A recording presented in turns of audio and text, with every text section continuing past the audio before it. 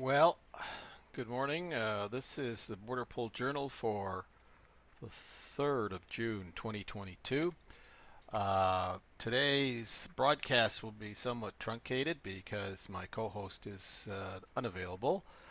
We will have our longer version and our posted subject, which was the impact of the current economic and global crisis vis-a-vis the situation in Ukraine on an upcoming broadcast. We hope to do that on Monday. In the meantime, today we will go over the week's events with regard to issues in the border poll community. Looking on some of the headlines, we see that there is a number of issues regarding the Ukrainian refugee movement in Europe. 85% of Ukrainian refugees have stayed in the Czech Republic, for example, which is significant. In some places, the number of refugees has overtaken the ability of the host communities in the EU to deal with it. For example, municipalities in Holland, 8 and 10 Dutch municipalities face increased administrative pressure due to the reception of tens of thousands of Ukrainian refugees, according to reports from Netherlands Times. It surveyed 160 municipalities of various sizes and spread across the Netherlands. 8 and 10 said they were struggling with increased administrative pressure that the refugee movement is bringing to bear on their communities. In other news that relates to it, there's a program in Canada with respect to Ukrainian refugees who've gone there who can now apply as of yesterday, June 2nd, for income support. Ottawa announced that Ukrainians who've come to Canada due to the Russian invasion will begin receiving financial support from the financial government in the next 5 days, according to Immigration Minister Sean Fraser. Prime Minister Trudeau announced early in April that Ottawa planned to offer money to newly arrived Ukrainians to help them settle in Canada. The Ukrainian Canadian Congress has criticized the government for not acting on those promises, as thousands of Ukrainians, some without previously arranged places to stay or any money, have already arrived in the country. The one-time payment of $3,000 per adult and $1,500 per child will be available to Ukrainians and their family members who've arrived under this emergency program. So this is an application of 120,000 cases of since May 25th. And between January 1st and May 22nd, according to the Canadian government, 35,000 Ukrainians have actually arrived in Canada.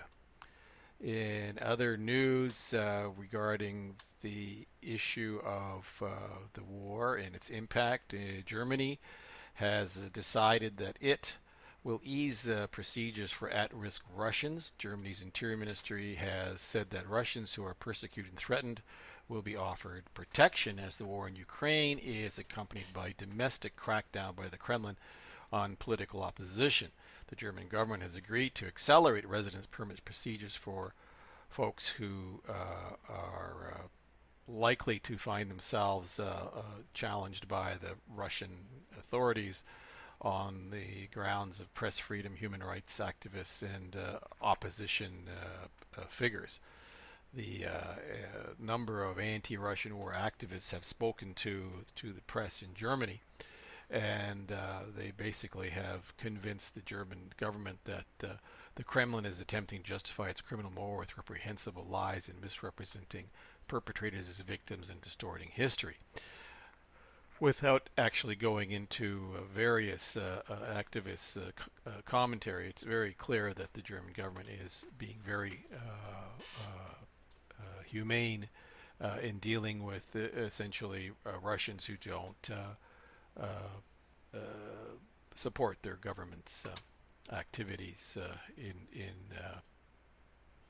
this war. In other news outside of Europe, there are now reports in the U.S. that President Biden is looking at a foreign-born population in the U.S. of some 47 million, which is the largest non-native population, native-born population in the U.S. in its history. According to the Center for Immigration Studies, recently analyzed the Census Bureau data, it found that as of April, 47 million foreign-born residents reside in the U.S. This is the largest number ever recorded in any U.S. government survey or decennial census, said the researchers from CIS. Put another way, the nation's foreign-born population has quintupled rather, since 1970 and tripled since 1980, doubling again in 1990 and grown 50% since the year 2000. Foreign-born arrivals as a share of the U.S. population now account for 1 in 7 residents, which is the highest percentage in 112 years. So that will have an impact for sure on the demography and the voting patterns of the U.S. in the years to come. When we spoke of the Ukrainian situation vis-a-vis the U.S., the U.S. government has opened the borders to Ukrainians to about 44,000, which is about 11,000 more than what Canada has admitted. It's interesting. A country 10 times the size of Canada admits 10% more than the Canadians have. Since late March, the U.S. has welcomed 22,000 Ukrainians at the U.S.-Mexico border. Now that's curious that they're coming through the U.S.-Mexico border, which if you were running a refugee program, you'd think that you would be able to bring them rather directly from a position closer to the crisis. One would think that flights out of Europe with Ukrainians looking to be refugees in the United States would fly. But I guess first safe country rules apply. How they got to Mexico is an interesting question, and I'm sure the community will be looking at how it is that 22,000 Ukrainians come through the U.S.-Mexico border, according to Homeland Security data. And the administration has released hundreds of Ukrainians into American communities via the San Ysidro port of entry in San Diego, California. And as part of the process, Ukrainians apparently fly to Tijuana and then line up every day at the port of entry where they are briefly detained and released into the U.S. interior. One source has told Breitbart News that the process works like a DMV for Ukrainians. This is a very smooth in terms of its operation because clearly first safe third country rules aren't really applying from Mexico at all. And it'll be curious to see how that continues in terms of the numbers. In other news that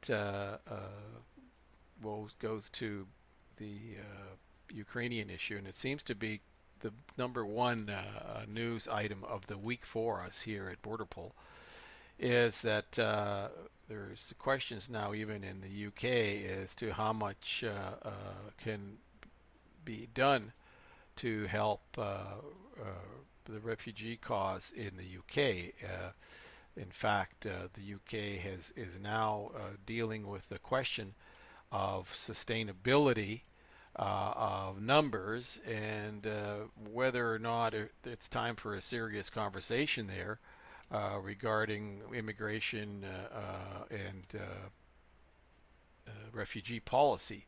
And this comes from a report that was published in the Times of London, where it says that, in a report by Claire Fogus on May 30th, that 1 million people, roughly the number of people that live in Birmingham, and the populations of Edinburgh and Cardiff combined, are the folks that have entered the UK to live in the last year permanently. The Home Office statistics that released last week show significant rises from the pre-pandemic times, and work visas are up 50% from 2019-2020. The study visas up to 58%, visas granted for family reasons up 63%. A Home Office spokesman says the government has delivered on its promise to the British people to take back control of the immigration system. The Sunday Times and the Times has a lengthy report on this, and I would urge our community to take a look at that report that say was published on Friday today by the Times of London. Finally, to wrap up our short BORDERPOL Journal report, we were planning to have a guest on our podcast video program to talk about issues of visa uh, sales by countries for permanent resident purposes. In other words, visas for sale, visas for residency. Unfortunately, that guest has declined to appear on our show for reasons best known to the guest, and we're sorry that it's unavailable. We will find another time to, and perhaps other experts who can talk to the subject of the residency visa sale system that has been somewhat abused, according to some folks in the law enforcement community, by somewhat nefarious personalities. In any case, that's the report of the BORDERPOL Journal for today, June 3rd. As I said, we will be coming back on air next week.